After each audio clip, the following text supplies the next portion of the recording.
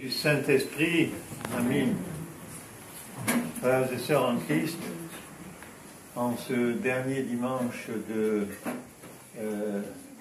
avant notre fermeture estivale, nous reprendrons le 27 août, ici même, pour célébrer le début de l'année liturgique. Nous venons de lire deux évangiles. Alors pourquoi deux évangiles? Parce qu'il y a l'évangile du jour, ce sont d'ailleurs deux évangiles de Matthieu, et il y a l'évangile pour la Saint-Jean Cassien. La Saint-Jean Cassien, fondateur d'un monastère à Marseille, est l'un des plus vieux saints, entre guillemets, de notre Provence, en fait, les plus anciens, avec de nombreux autres, bien sûr, Vincent de Lérins, Soruf, Avignon et tous les autres que nous avons évoqués il y a quelques dimanches lorsque nous avons prié pour tous les saints locaux. L'évangile du jour nous parle de la guérison de deux aveugles et puis d'un démoniaque, c'est-à-dire de quelqu'un de possédé par un esprit malin. Nous pourrions être surpris de la façon dont le Seigneur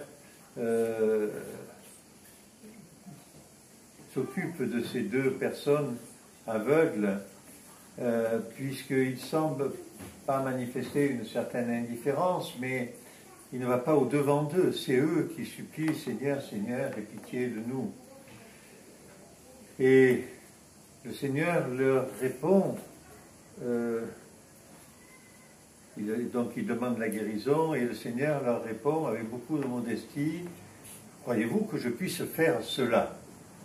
Et effectivement, ils confirment la confiance qu'ils ont dans le Seigneur, et le Seigneur leur dit qu'il soit fait selon votre foi. Le Seigneur, il ne vient pas au-devant de nous pour exiger des choses de nous. Il nous laisse la liberté, la totale liberté. Et les épreuves que nous vivons ne sont pas les épreuves que nous envoie pour le plaisir de nous taquiner le Seigneur. Parfois, nous vivons des épreuves difficiles. Elles sont liées à notre condition humaine. Elles sont la conséquence de notre exil d'Adam. Et le Seigneur, peut-être, nous laisse un peu dans les difficultés que nous avons, parce qu'il pense que nous pouvons les assumer, ces difficultés, que nous pouvons les vivre et qu'elles sont bonnes pour le développement de notre vie spirituelle, l'accroissement de notre foi.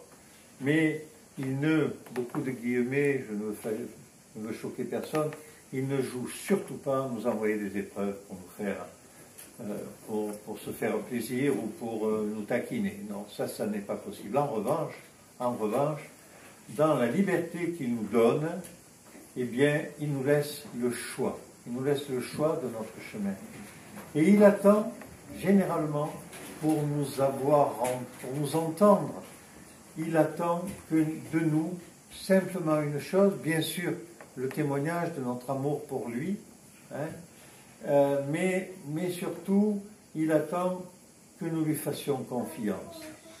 Nous ne nous adressons pas à lui comme à un magicien, nous nous adresserions pour lui dire fais-nous ci ou fais-nous là, ou je veux ci, et pourquoi pas je veux gagner au loto. Non, nous nous adressons à lui avec foi, confiance et amour, comme nous le disons dans nos prières lorsque nous nous approchons de la communion, mais nous adressons à lui comme étant celui dans lequel nous mettons notre confiance.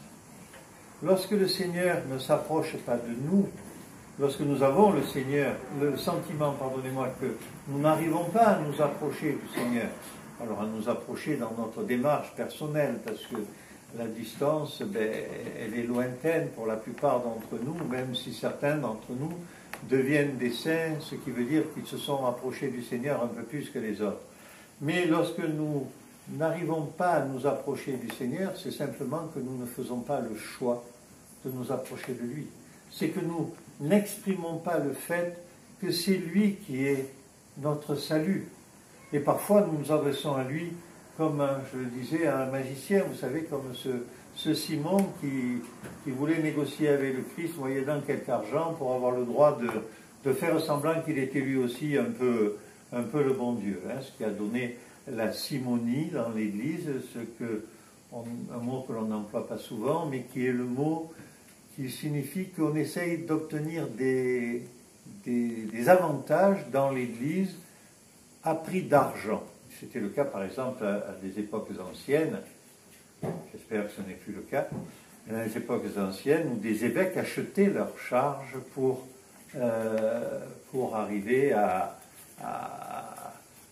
être évêque et donc à avoir une position élevée. Voilà. Le Seigneur, dans ce témoignage, il expulse bien sûr le démon du démoniaque, mais il fait recouvrir la vue à ceux qui étaient aveugles. Il nous dit simplement une chose: je vous aime infiniment et je souhaite, j'espère que vous allez vivre heureux simplement parce que je chemine avec vous et que je vous ai donné les clés pour être heureux dans ce monde. Même si ce monde est un monde difficile actuellement, même si nous voyons des choses qui n'ont pas de sens et que nous ne comprenons pas. Mais cette joie que nous devons avoir dans la vie et qui vient de la profondeur de notre foi, de notre confiance en Dieu, de notre amour pour lui, c'est pas il ne nous demande pas d'être démonstratif. Nous avons lu dans plusieurs évangiles, mais de ce que vous avez vu, ne dites rien. C'est entre vous et nous. Le témoignage que nous montrerons de notre foi dans le Seigneur, c'est par notre attitude de chrétien. C'est pas par nos beaux discours. C'est pas parce que nous allons essayer à tout prix de faire de nouveaux émules et d'être un peu très engagé dans notre foi, d'être zélote. Le mot m'échappait. C'est pas pour ça que le Seigneur nous aimera plus. Le Seigneur, il veut simplement que nous l'aimions, que nous nous aimions les uns les autres et que nous le fassions dans la discrétion. Et que ce que nous montrons de notre conversion véritable, nous le montrions à travers nos actes, à travers nos gestes, à travers le regard que nous posons sur les autres et sur le monde. Pas pour dire « I'm the best » et « je suis meilleur que tous les autres » parce que je suis orthodoxe. Là, nous serions dans l'erreur. Nous serions très sérieusement dans l'erreur et nous serions même dans la faute. Nous ne ferions que faire grandir notre ego qui, pour certains d'entre nous, et sans doute pour moi le premier, est souvent un peu trop démesuré ou un peu trop important. Voilà.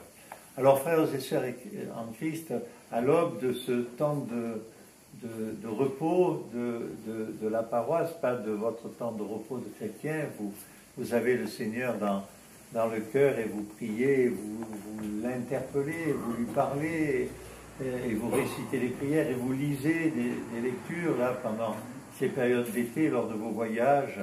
Eh bien, pensez simplement que nous devons juste aimer le Seigneur, avoir confiance en lui et témoigner de notre foi en lui par notre attitude et pas par ce qui parfois pourrait ressembler, lorsque nous sommes faibles, à des relents, des restes de vaine gloire.